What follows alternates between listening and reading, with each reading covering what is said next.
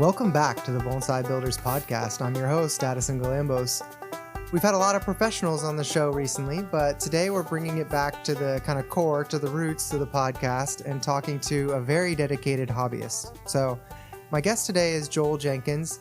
Joel and I actually met while taking classes at Bonsai Mirai. So what struck me immediately about Joel wasn't just his technical skill, but his incredible design sense and his passion for all things bonsai. So we're going to talk about his learning journey, how he developed his aesthetic eye, and what kind of keeps the fire burning when you're balancing a serious bonsai practice with the rest of your life. So Joel, thanks, and welcome to the show. Yeah, happy to be here. Thanks for inviting me. Yeah, you definitely stood out amongst class participants as someone who, I guess, has that kind of the drive to be very good at bonsai and also the ability. So wanted Thanks. to kind of dive into that more with you. Let's maybe start at the beginning. You know, every builder, as they say, has their origin. So can you Sure. tell me about what got you into bonsai and what kind of dragged you down this rabbit hole? So I have had a lawn and landscape business when I was in high school through college, and always liked plants. Got my horticulture license and really paid my way through college with that. And then I just kind of picked up in college bonsai, and it was one of those shoestring budget, collect anything that I can, grab a dying nursery plant. And then I got married, and then quickly realized this is not the right time in my life for this hobby. And so I was like, you know what, we're going to shelf it, and I'll get back to it later. And so later was 2017, 2018. I'm not really sure what triggered it. Maybe I had a little extra free time or something in my life, but I kind of picked it up back then. So started back with seedlings from Matawinga, started getting stuff like that. Collected a couple trees that, of course, did not make it, out of season, did all the wrong things. And then immediately in 2018 found Mirai and really found it. And as soon as I found it, I went, this is what I want to do. This is the way I want to do it too. So really dove headfirst into there. So once I found it, listened, watched all the podcasts, all the videos, the live streams. Of course, COVID happens. Then Ryan, at that point, doubled down and did a lot of live streams, did mini streams, so there was a lot of content to take in.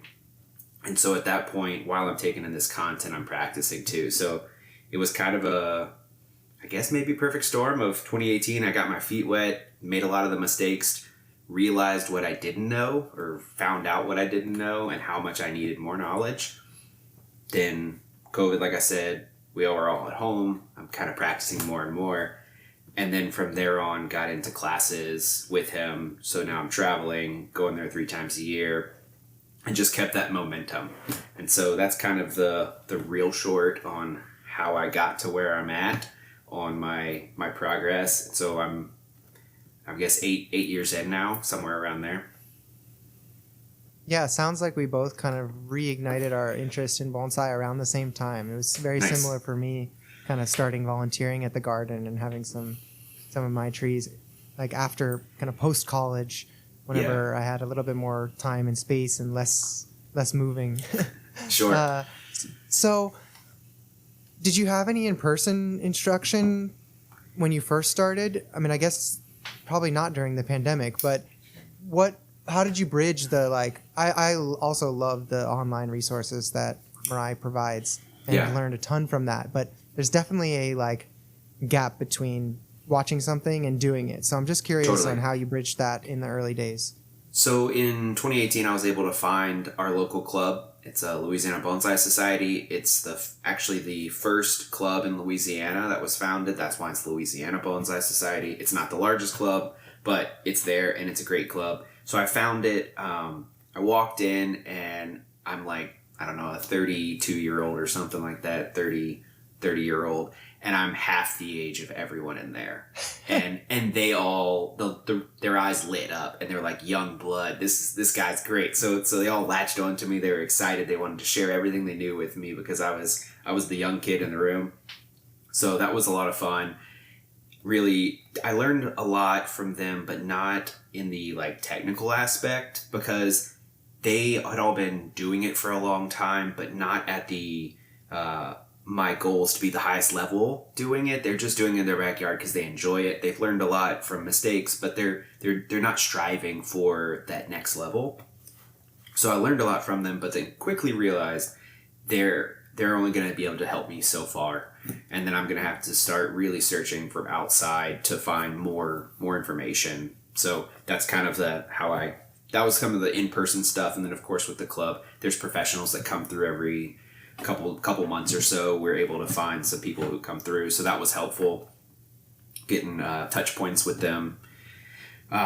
There's a couple people in the New Orleans club, the Ganobs. It's Greater New Orleans Bonsai Society, and Randy Bennett's in there, and then Dawn Ketting is another one that really stands out. She is a phenomenal bonsai artist, and so I was able to kind of latch onto them a little bit, learn some more stuff from them kind of in person, go to some of those club meetings. So that was another kind of the in-person part of it. And then do you feel like you took a very active approach with your own collection? Like, were you aggressive with building out your own collection and working on it? Or, how is your own collection mirrored? Or are you working at other people's gardens a lot? I'm curious about that. Yeah, so very little work on other people's or other collections. There's not really anything else here except for Backyard Hobbyist. We are starting a public collection at a public garden in Baton Rouge. Cool. So that'll be really awesome. It's Burden Gardens, which is an LSU associated garden. It's a really large facility, and we're starting a connection with them and LBS, and we're doing public collection. So we have the stands being delivered this next week, and so we're going to get irrigation and set everything up. So it's gonna be great. We're going to start with like 10 trees. And so once we get everything set up, prove it all out, then we'll start asking people to start letting us loan trees to us so we can show the city what we do and how cool it is.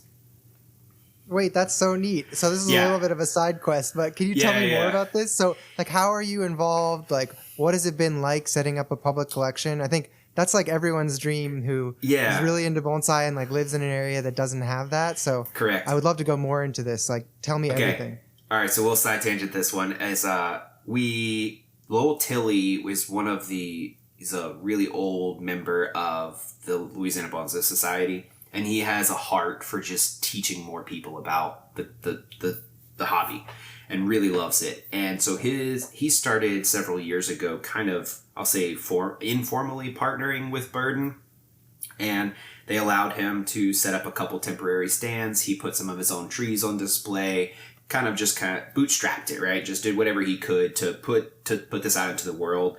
And through the course of time, a couple of years go by.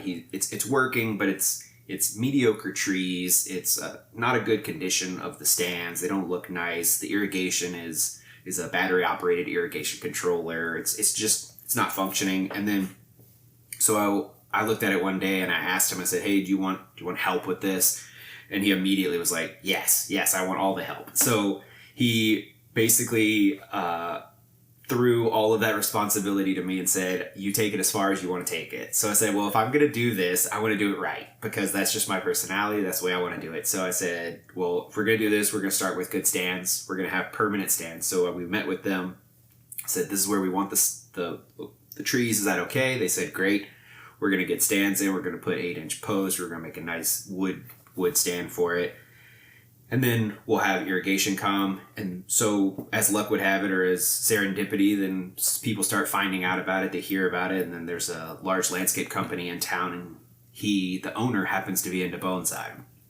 I didn't know that at the time. So he calls me, he says, hey, I'm this guy, I own this landscaping company, I like bonsai, I heard you were doing this public collection. And I'm like, okay, cool. He's like, I want to help out.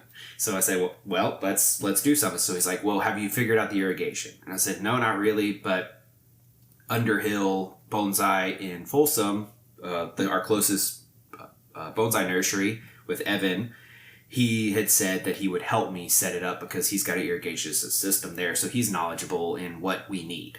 So he said, okay, cool. Let's talk to him. Let's get the parts and pieces. He said, I'm going to sponsor the irrigation part of it. I said, great, let's do it. So that's kind of where we're at now is we've got the wood materials coming. We're going to set the post. As soon as we set the post, he'll bring in his irrigation team. We'll irrigate it properly. And then we'll put out trees, but we're going to put them out, like I said, we're going to test it. So we're going to put lower quality trees to begin with because it's summer, it's hot, it's South Louisiana. What I don't want to do is have someone put a specimen level tree out there and we just cross our fingers and hope the irrigation works. So we're going to prove it out over the course of the summer, and then come spring probably we'll be ready to start really putting some nice trees out there and have proved it. And we also have a secondary area that LSU has said that we could use to with less and more shade. So we have one area with more sun, one area with less sun, so we're able to kind of flow between those two areas depending on what trees we get and what the needs that they have. So very cool. It'll be a lot of fun. So this, is it Burden Gardens?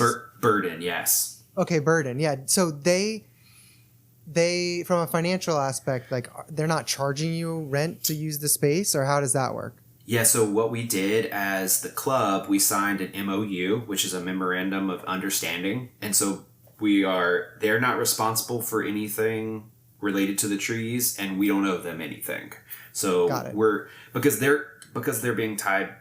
Well, it's a LSU owned facility, I guess, technically. And so like very large gardens area.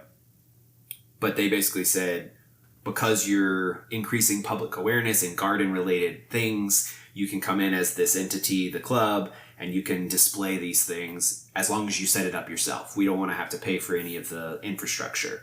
But with that being said, we're not going to charge you for the space usage or anything like that. So that was where the irrigation really came into, because we don't have money to pay someone to go water trees every day. We'll probably be able to put like a rotation of volunteers to come check on them regularly throughout the week, but it won't be every day. So that way we'll make sure that the irrigation's good and hopefully just grow that public awareness. So that'll be a lot of fun. Yeah, that's really cool. Are you doing this as the Louisiana Bonsai Club, or are you doing it as a like nonprofit that you've created that's set up separately to own this installation? So what we've done is we're doing it as our club, which our club is set up as a nonprofit. So that's what works out with LSU, because they would want it to be a nonprofit just with their agreements.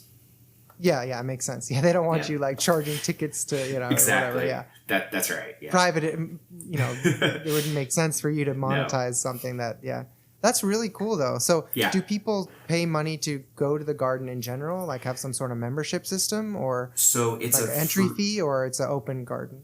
Yeah, so it's totally open most of the year. There are certain areas, so there's like a rural life museum that you can go through, and it kind of talks about the history of Louisiana and the past and how things were done, and sugarcane's a big industry here, so kind of talks about sugarcane and stuff. So you have to pay to go into that little museum area, but the gardens itself and all the is open, and they also have a really large Christmas light extravaganza, I guess, where they have like, I think they said last year they had like 30 or 40,000 people come through. Wow. So a huge exposure, and that's a charged fee, right? They come through, you pay your it's like a special festival or whatever. Yeah. So it has a really good, and our garden where the trees will be is right next to the walk path of one of the areas that people would walk. So that'll be super cool next year to have that set up and people to come look at, and there'll be a lot of people walking by trees to at least say like, what's that? I want to know more. So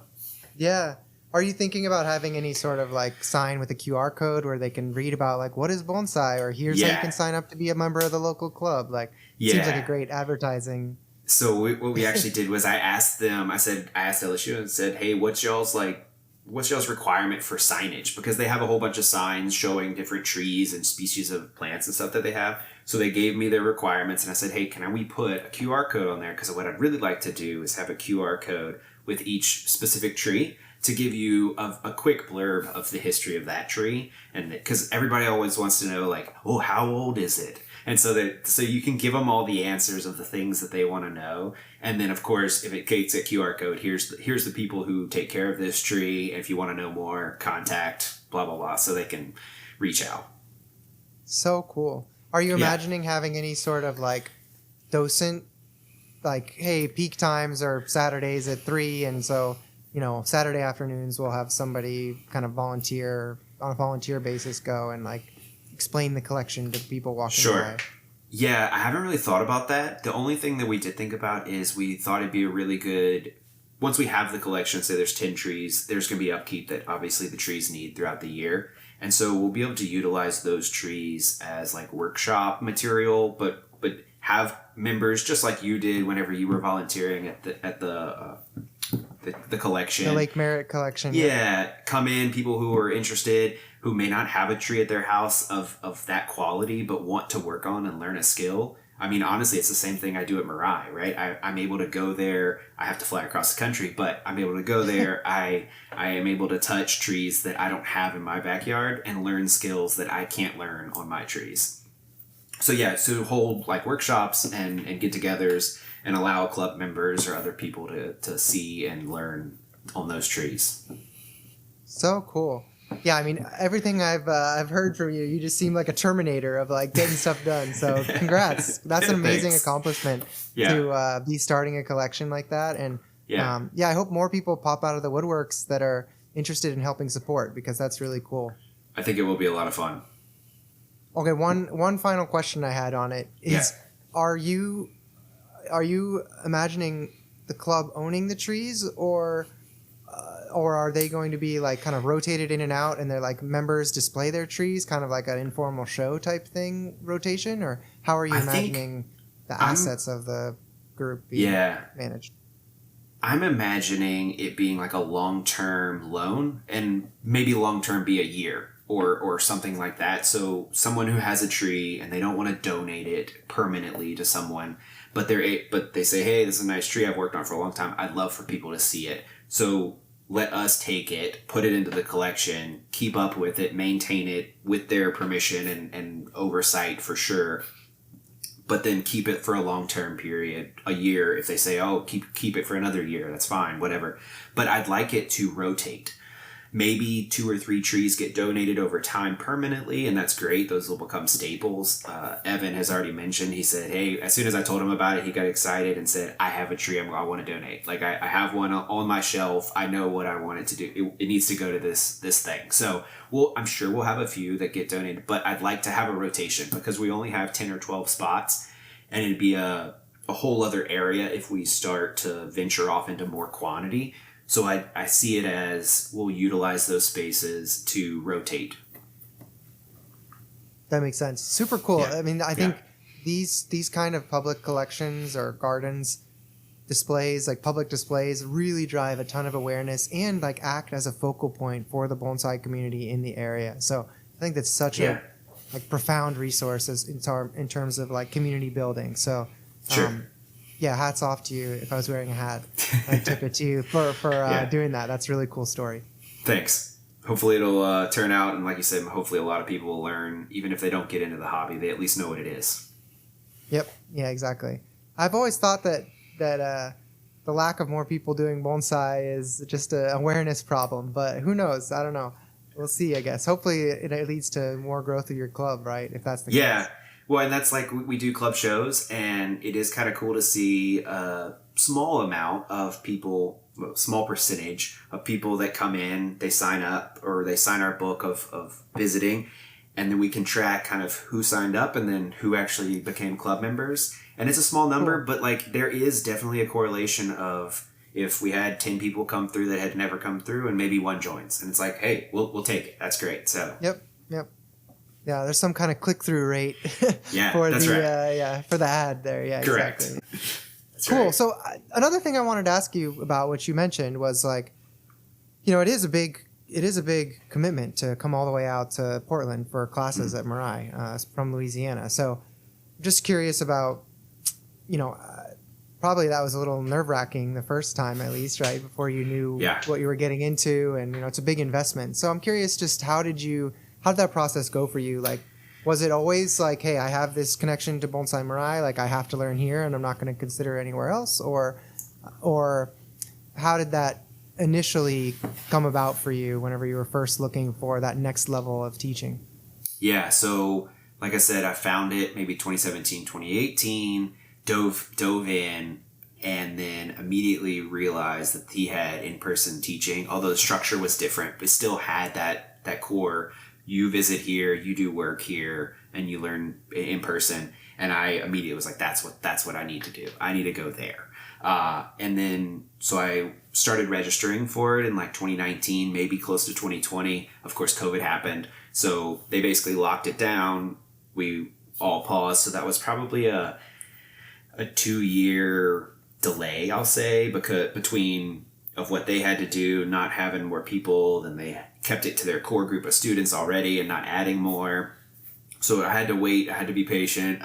Josh put up with a lot of emails, me checking in to see how it was going, and then finally got the nod of like, hey, we're looking for more students. This is our new structure. Do you still are interested? Absolutely, I'm in. So you tell me when and where to be, and I'll be there. So it was kind of from the beginning.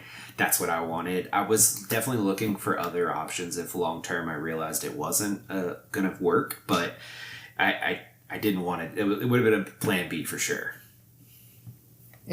Very cool. I just started taking classes there 2 years ago. I think you might have been in one of my first classes actually. Okay. So how has the class structure changed over time? I know it's gone through different iterations, but just from your perspective of having done it for multiple years, has there been a kind of, what are the main changes been?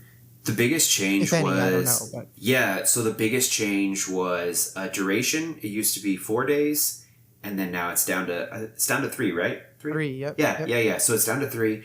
And then the other thing he did was they worked really hard to keep the same group of students together, so that over the course of 12 months, those same 5 individuals would come each time and link back up. When the first year I went, each class was a completely different group of people, which is not a problem. We all have the love for bonsai, so you never meet a stranger when it comes to that. You walk in the door and you're one of my people. But it was always that first day of like getting to know you and the chit chat and ask where you're from, what do you do, all the basic stuff.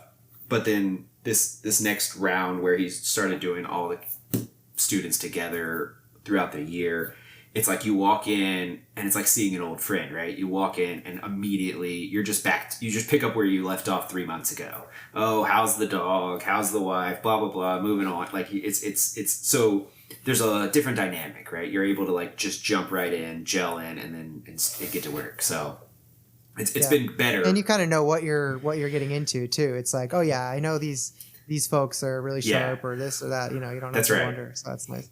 That's right. Yeah. Makes it easier to coordinate with like, oh, hey, should we all stay at this Airbnb or whatever? Yes. Right? Stuff like that too. Because if you got a new group of people, like you don't know what the dynamic's going to be. You might have some person you're like, I don't know about this guy. Like, how did he get here or whatever? So it's great to have this core group. Yeah, that consistency. Yeah. Very cool. So I also wanted to ask you about like, what are your goals in bonsai? Like, what are you trying to accomplish?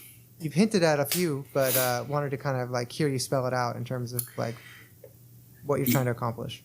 Yeah, I think your beginning of your podcast, whenever you're like you want to be the highest level without being a professional, really sums it up. Is I do want to be the best I can possibly be at this. I want to be at the top of the game, but I don't want to have to do it for a living.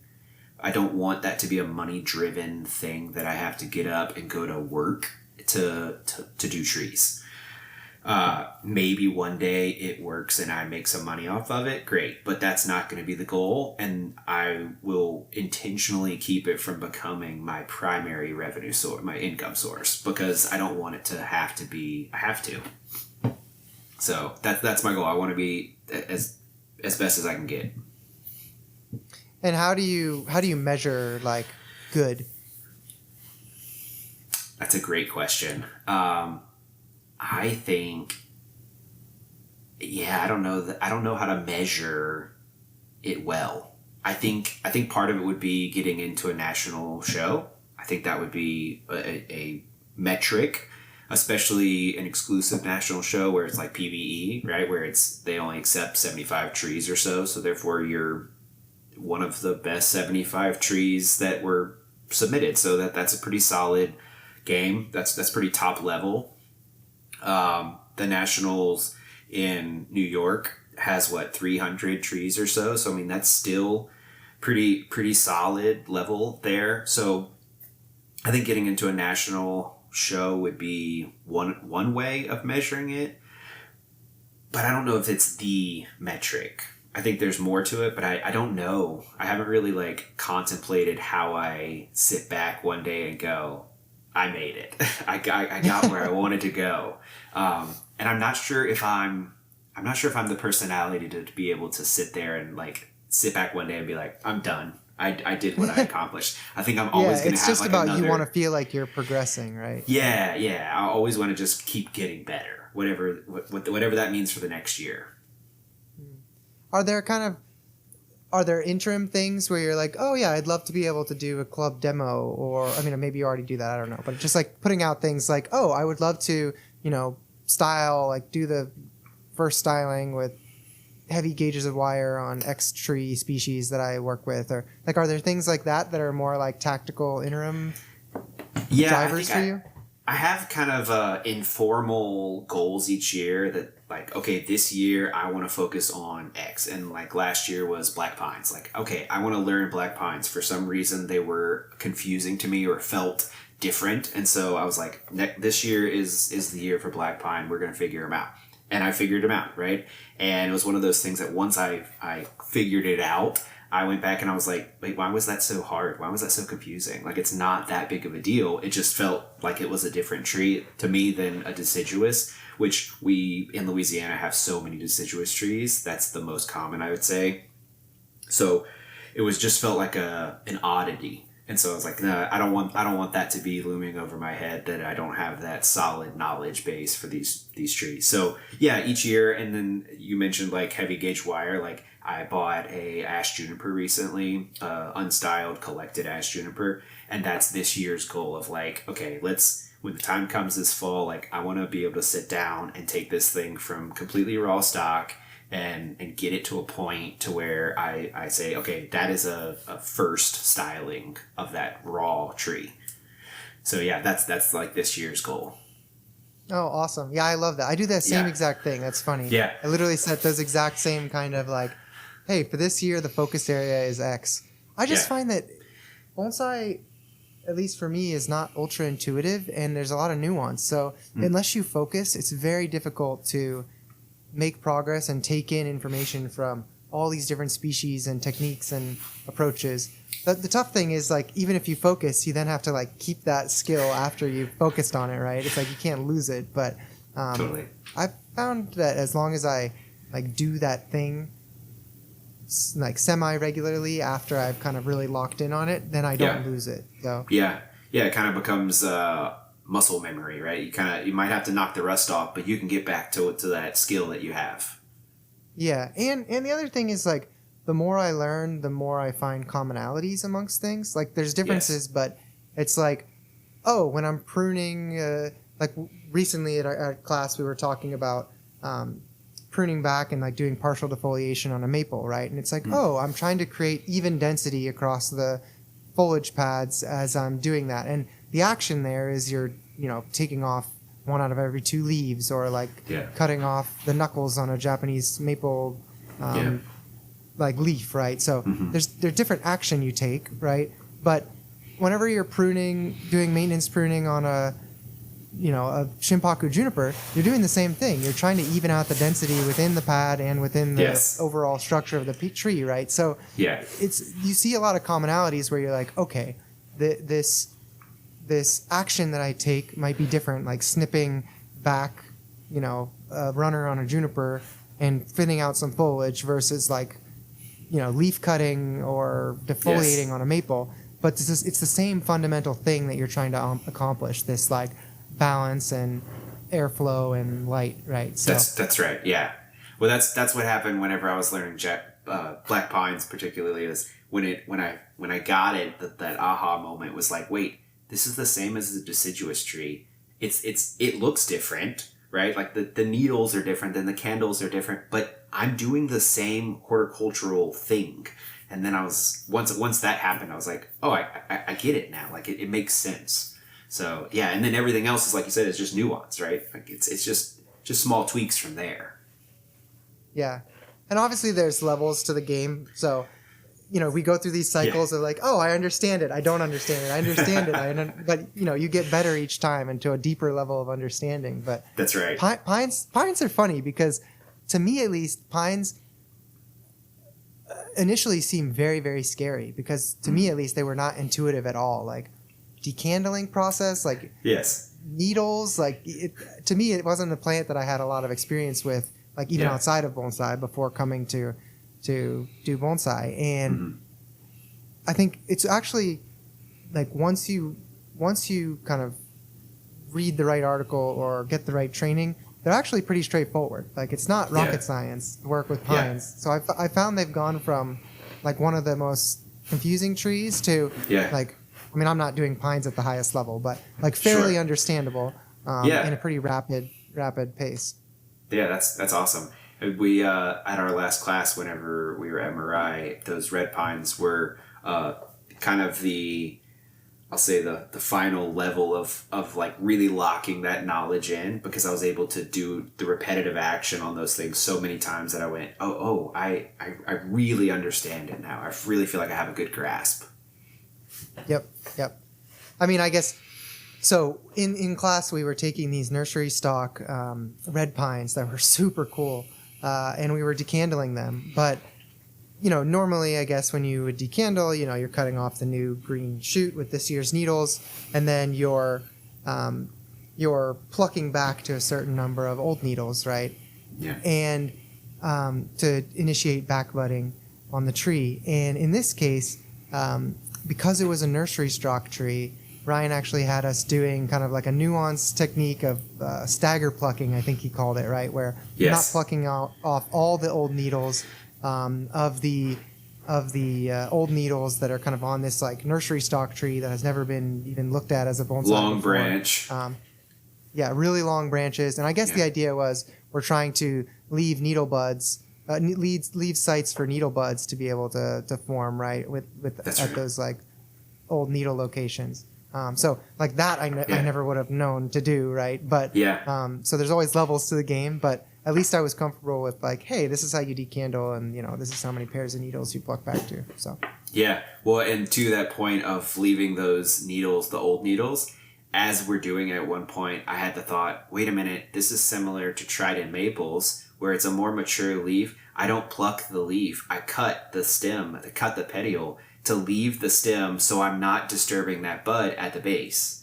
So it's kind of that, again, it's not necessarily leaving the needle for the horsepower of the tree, but leaving the needle not to damage. So the same thing, we're removing the trident leaf, but I'm not going to pluck it because I'm not in high refinement yet. So I'm going to cut the stem because it's probably a stiffer, thicker stem.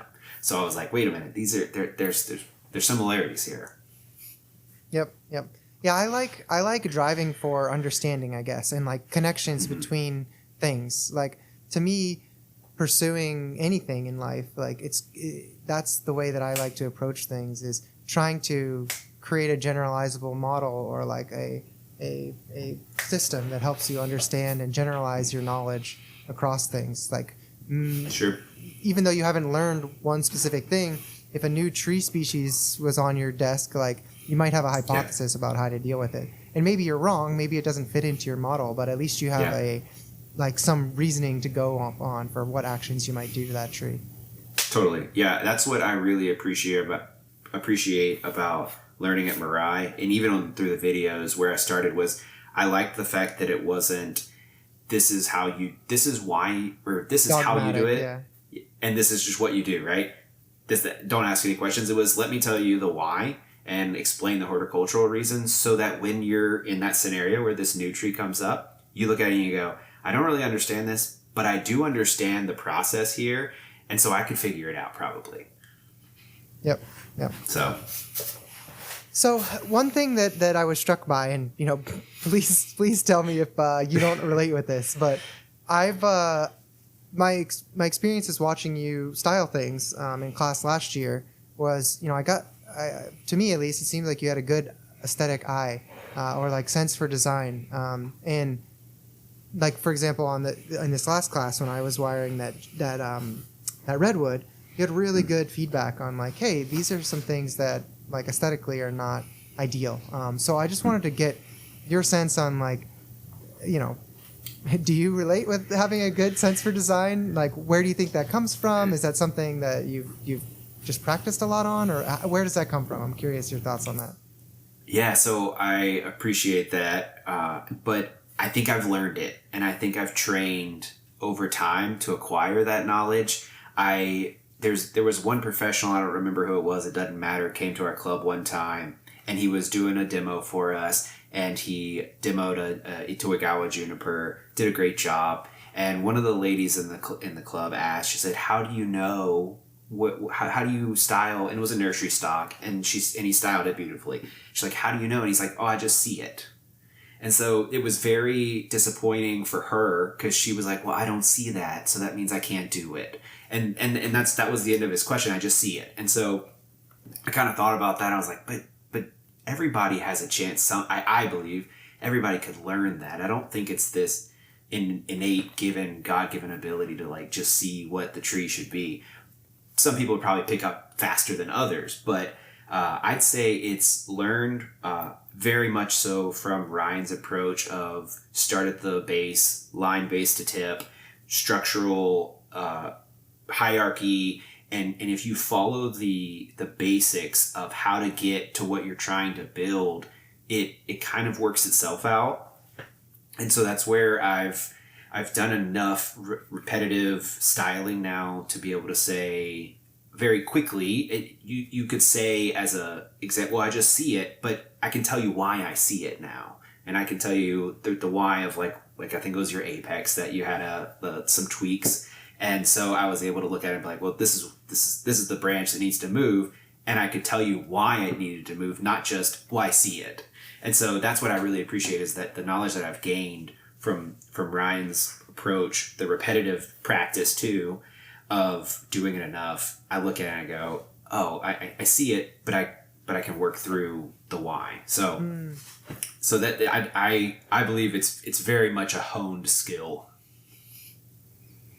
Makes sense. Can you take us through what that learning journey, like I don't know if you remember back to these discrete moments or not, like if it sticks out to you, but were there kind of like aha moments that you had as you're learning design that have really helped you? Or yeah, like, because I'm sure, just like you mentioned, like whenever that demonstrator said, I just see it, that was probably a disappointing, and I think, experience for people who don't just see it, right? Yeah. And so I'm wondering if you can talk through some of those discrete points in your journey so people can, A, like see where they're at along that, and B, understand like what might be the next thing they need to do if they're like from where they are right now.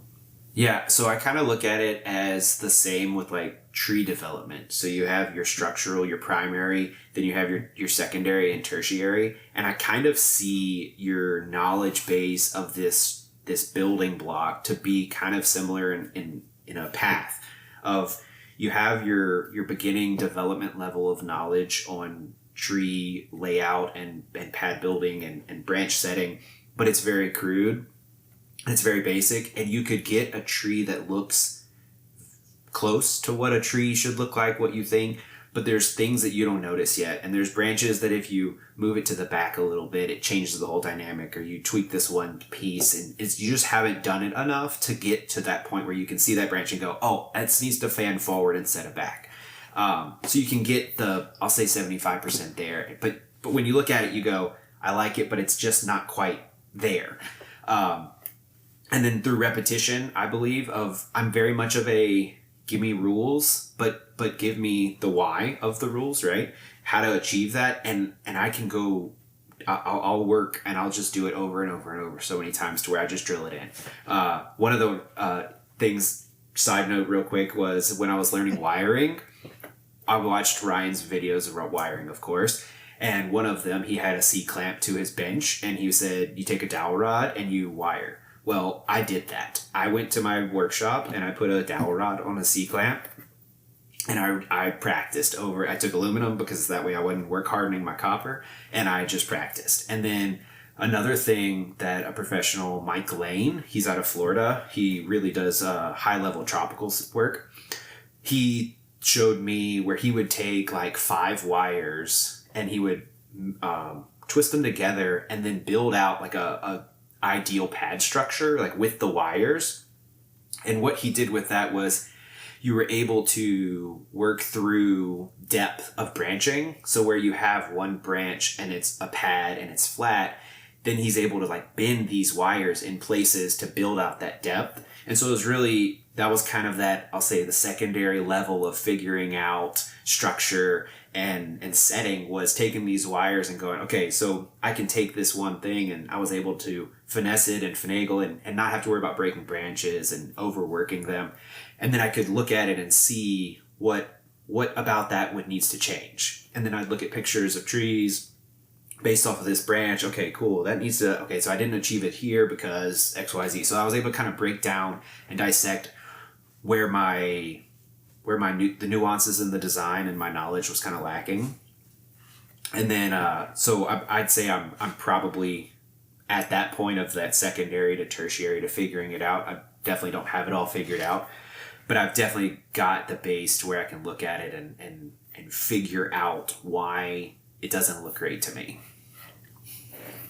Very cool. I hadn't heard of that. I've definitely used the C-clamp. I teach some like beginner wiring classes at my club. And Yeah. I used a C-clamp method with a branch on a table, and then Sure. I also, but this method that you mentioned from Mike of twisting up the wires, Yeah. and then you can separate them. I guess it's the same thing as how we've all seen those little like wire bonsai sculptures. Yes. Yes. It's just that's a larger probably, like, version of it layers. for the branch. Yeah. It's super cool. Yeah, very cool. I love that exercise. I'll have to play around with that. Yeah. As you were talking, this kind of brought me back to, I asked Matt Galasio, who's a practitioner, a hobbyist based out of San Diego, out here on the West Coast. And his response to like how he developed his design sense was looking at lots of images and creating a bank essentially of images.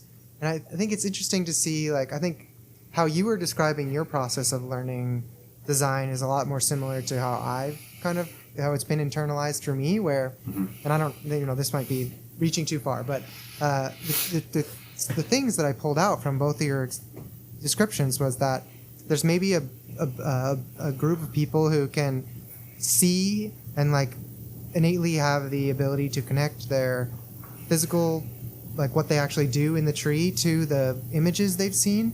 And then maybe there's another set of people who need to like physically do that thing, and then take that example of like having done it correctly on this intermediary piece or whatever on this model, and then they can then put that into practice within their practice. I don't know if you relate at all to like the using imagery directly to create your, like, to improve a design or not. But that seemed like a little bit of a difference between how Matt had described it and how you described it. Yeah, I like looking at pictures of trees, but I really I can't say I learn a lot from it. I just can't connect those dots, like you said, of that image to how I achieve the tree that I'm trying to build and learn the branch structure or something like that. I'm very much of a hands-on, break a branch, figure it out the hard way kind of learning. Yeah. So you the phases that it's gone for me is like, well, I think first of all, the most important thing is to getting started is you need to give yourself some sort of limitations in design, because it's just so overwhelming to style before you know that, like, okay, this is the primary branch. It should come slightly forward towards the user, right? Like, before you learn those types of rules, it's very difficult.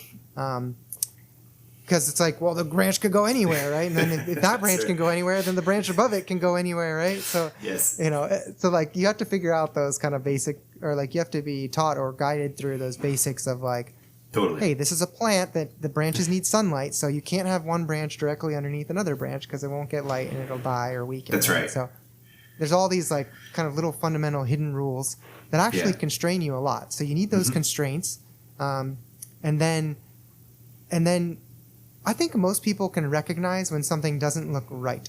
Like they know it's wrong, but then you need these tools in your toolbox that are either developed from pictures and images that you've seen or from physically doing the action on a model.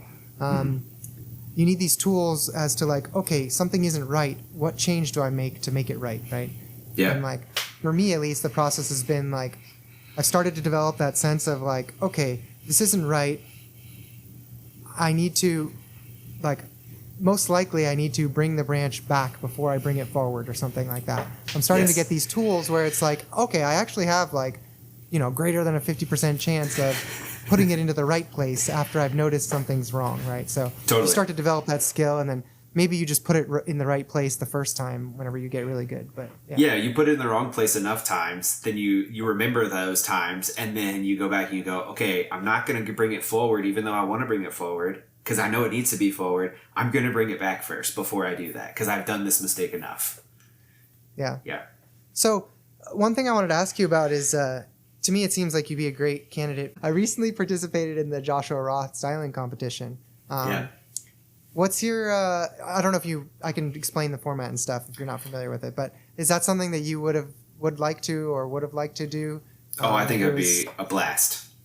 Okay. Yeah. Yeah. I don't think we have anything around here because isn't it a like local California like competition?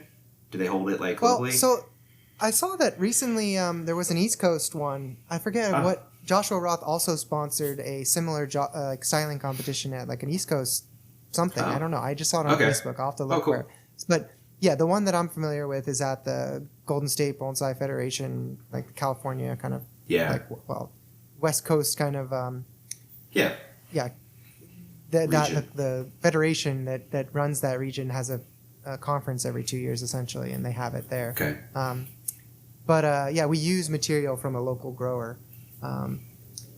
So yeah, I'm curious, like, essentially in that competition, you're given a piece of material and you're like a medium-sized juniper and you're given 8 hours to kind of style it. I'm wondering from your perspective, like if you were gearing up for a competition like that, where do you think your weaknesses are that you'd want to prepare for that period? Or like, what would you do in lead up to the competition? I think my biggest weakness there, or what I'd want to hone in, is like the initial where I'm headed, like the from getting the tree to starting, like where get a direction and go. Because once I am set in a direction, I have a good feel at this point for structural branches and where they need to be and figuring it out. But it's that, like, kind of like you said, like, well, this branch could go anywhere. Where do I put it? But once you have that first direction of like, okay, the tree's going to be at this angle. I'm going to put it at this planting, whatever. Okay, this is where I'm headed. Now that I'm at this point, now I have enough constraints to start building my tree. Once I would get that point, I think that's where I would go is I'd need to practice my raw stock to what do I want it to look like? Where do I want it to go to send me off in that direction? I think that would be my like biggest hurdle. Yeah, that makes sense. Like the nice thing was that we got to pick our tree the night before, and then you could take some time to like. I mean, you don't have the tree, so it's hard to like really hone in on it. But you can look at the picture you took of the tree and figure out like, oh, I probably want to keep this branch. If I'm keeping this branch, then I need this branch. This is generally lends itself to informal upright, or you could kind of decide on that in advance, which was nice. Sure. That's cool. Yeah. That would be, like I said, I think that would be my biggest thing that I'd want to make sure I move through relative efficiency to get me enough time to do the actual wiring and part that takes a set amount of time. Exactly. Yeah.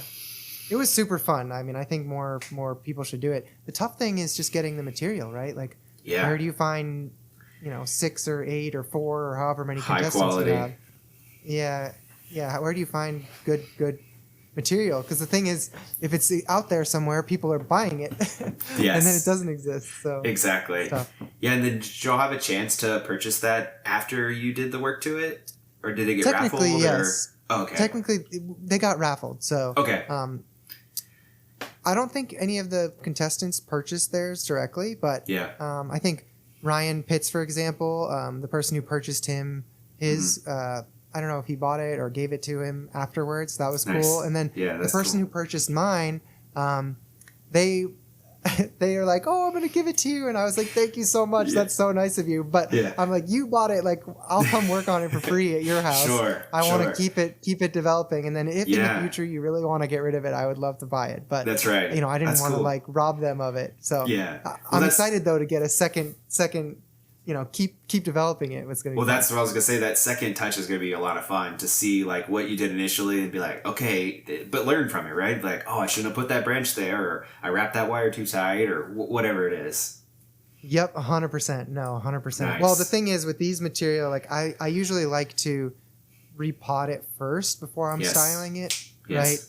Right now it's like we've got this juniper in this massive pot. It doesn't have Yep. a ton of foliage because we Yep. cut it back really hard to get it into this like really clean looking look. Yep. And then it's like you got to just basically let it grow out and then hope if it's really healthy this year, I'll try to repot it this next repotting Yes. season.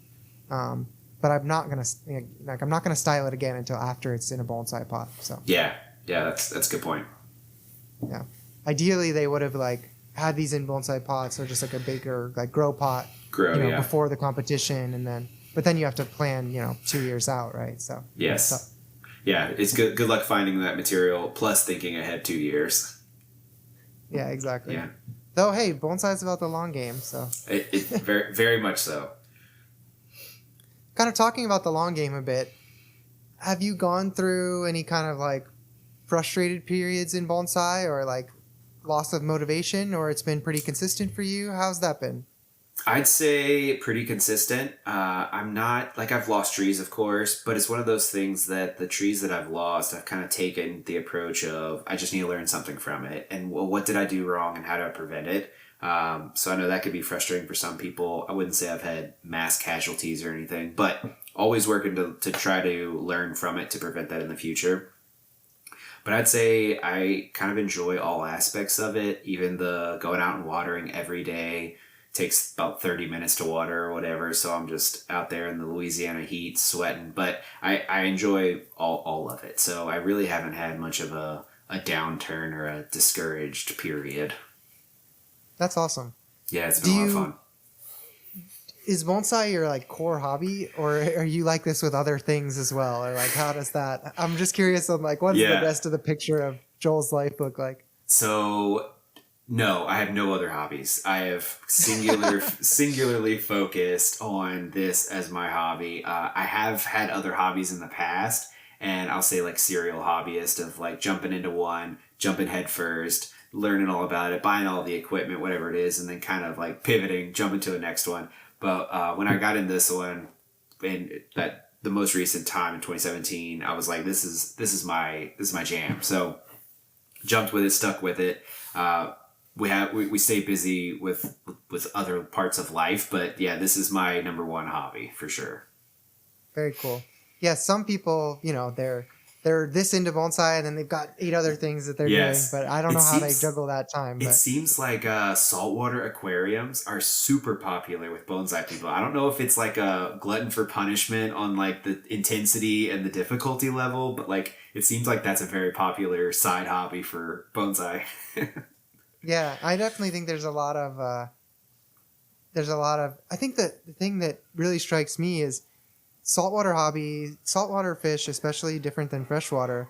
You can have, I don't know, I at least enjoy, like, I'm not doing saltwater aquariums right now, but I have in the past. But okay, there you go. You get like coral growing just sits that same nerve as like bonsai trees, like aging in their pots, and of course, like you just have this thing that you feed it and water it, and it like accrues value, like artistic value, or like you build these big colonies of things, which is like you create this refined tree. I don't know, that I think that scratches some similar itch. Totally. Yeah, I had a friend of mine years ago. He knew I was into bonsai, and he has saltwater aquariums. And he told me, he's like, the one thing to do: never get into saltwater aquariums. He's like, you will go so far, like so deep into it. So he's like, don't even start. I said, okay, got it.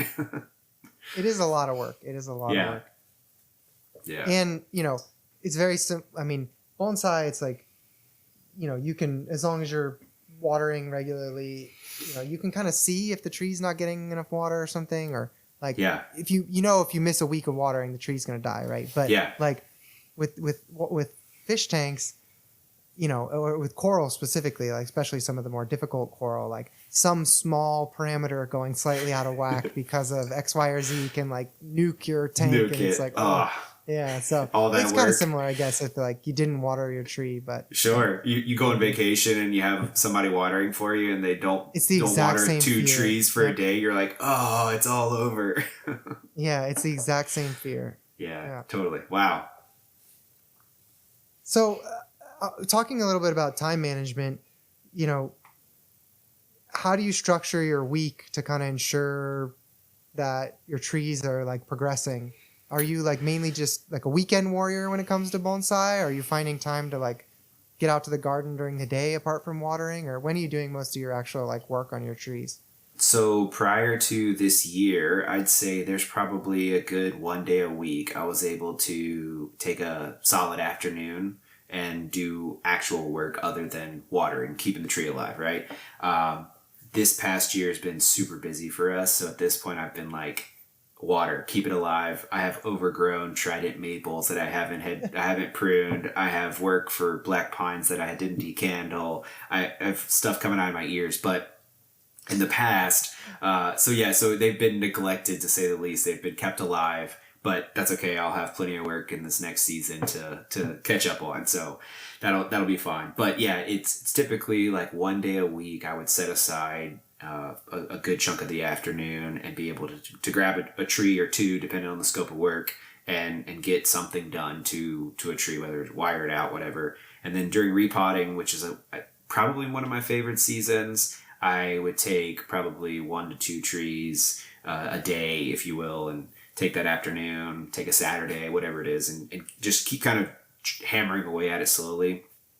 I would love to devote 8-10 hours a day to it or something on a weekend, but two kids and a wife, and that's hard to. They have extracurriculars and swim always comes on a weekend and stuff, so it doesn't make sense all the time.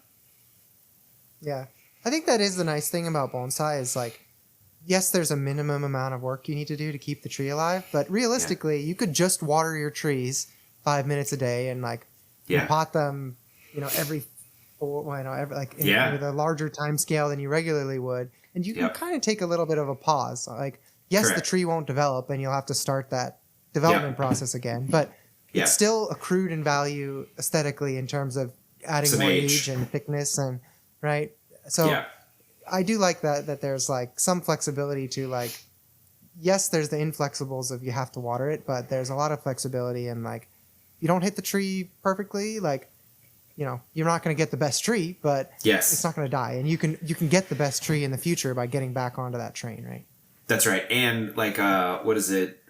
Bonsai or trees in bonsai pots is kind of like dog years. It's not quite a singular value of every year in a bonsai pot isn't really 1 year of age, because it takes so much more for it to grow in those conditions. So it does age quicker. So yeah, and if you miss a season, it might be great that you let that branch grow a little bit, and maybe some serendipity will strike and it gives you some other opportunities. Totally. So, any advice that you have for folks that want to get to where you're at in bonsai? Like, what would you tell yourself from, 2017, 2018 about like where to invest, or, what would you do differently, I guess, or what would you recommend to folks? Based on your journey? I think the biggest thing that I did, which is what I think everybody does, and other people on this podcast have said the same thing, is don't go as hard with the quantity, right? Like, everybody wants one of everything.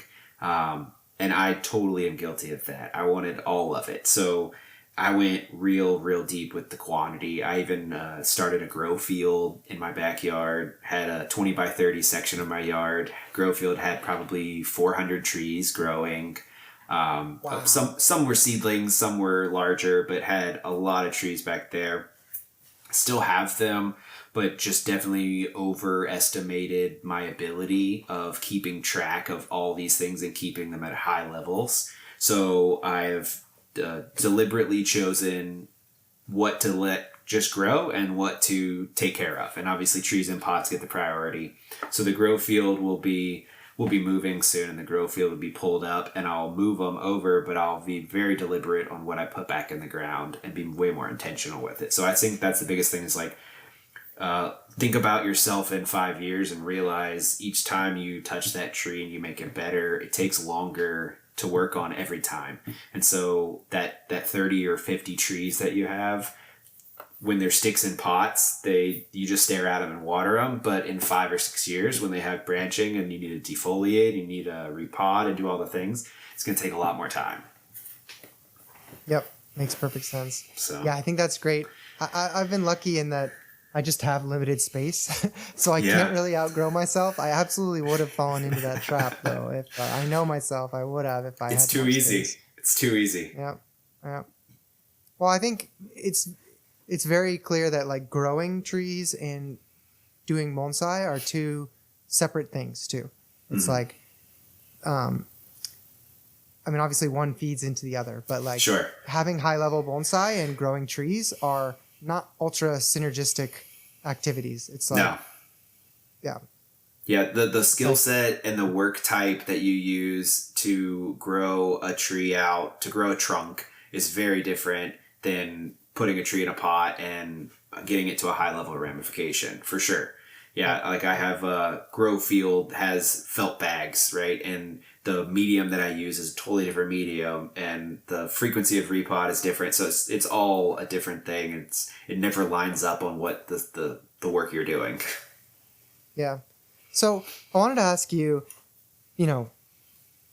what do you think about, or what is your outlook on the premise of, do you think it's possible to reach your goal of hitting the top level even with the kind of 1 day a week pace? Do you think something has to fundamentally change? Do you think you're on track to do that? How do you eye up that kind of dichotomy of like, to do bonsai at a really high level, you have to get a lot of hours in, and to get a lot of hours in, you essentially have to be a professional.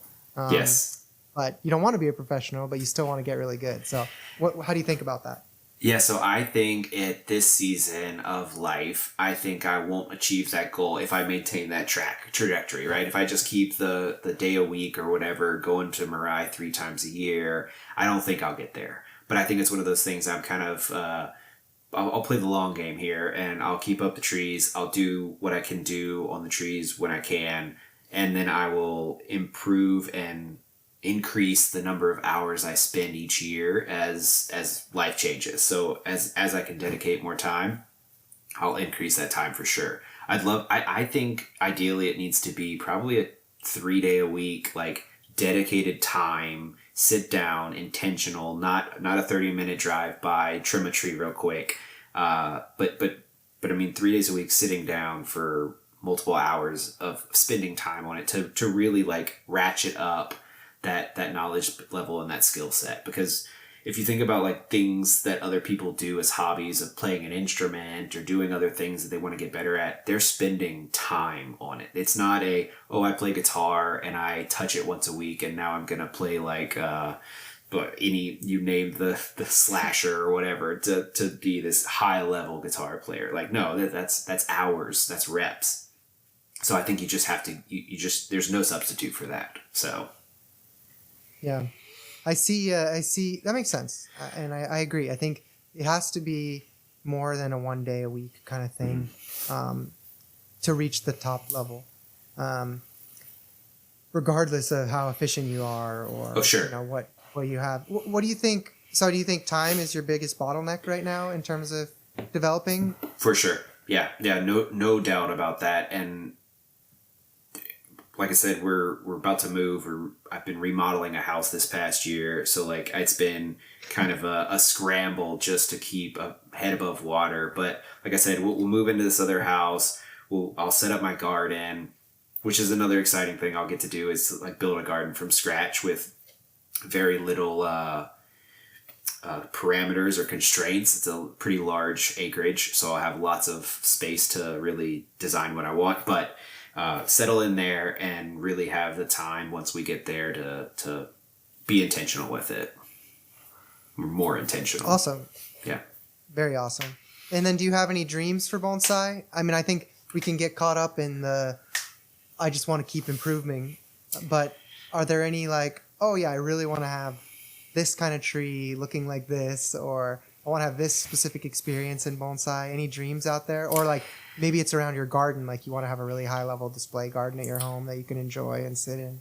Yeah, so I think my initial, like if you would have asked me that maybe 5 years ago, my initial thing would have said, oh, I want a tree at in the national show. That would have been like number one top priority. I think it's evolved. I'm not saying that I don't still want to put a tree in there. For sure I do. I think PBE would be a fun one to go, except for the fact that it's like halfway across the country. So that would be a super challenge, but still doable. I mean, you just drive it. It's been done before. People have definitely done it. So that would be great. And then the other thing that I really want to do right now is improve my garden, because it was utilitarian. They were benches, gravel on the ground, and just whatever made it work. And so now starting with this new space, it's like I said, it's wide open. It's just grass. So I have the world's the option on what I go with and where I build it and how I do it. And so that'll be, I really want a space that people can come and enjoy, not just rows of benches. So that makes a lot of sense. Do you have a specific aesthetic that you're trying to go for with the garden design? Like, are you Japanese influenced, or are you like, American native influenced, or what are you going to go for there?